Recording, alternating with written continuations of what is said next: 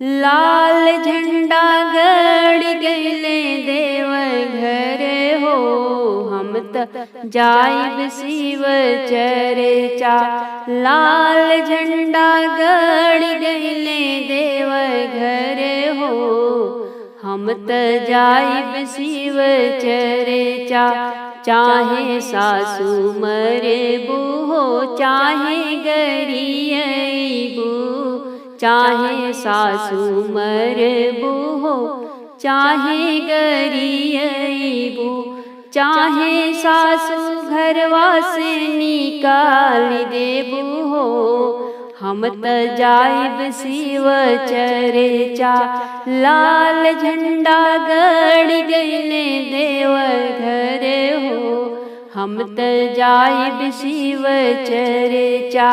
चाहे जेठनी भोजन देबू, चाहे रखबू भूखले, चाहे जेठनी भोजन देबू, चाहे रखबू भूखले। चाहे जलवा बीनू तरसाई देबू हो, हम त जाइब शिव चर्चा।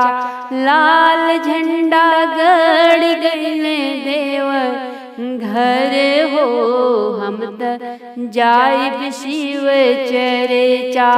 चाहे सैया मरे बहो, चाहे गरियब, चाहे सैया मरे बहो, चाहे गरियब।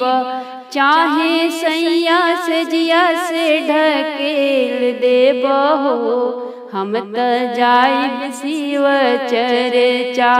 चाहे सैया खटिया से ढकेल देबहो, हम त जाइब शिव चर्चा।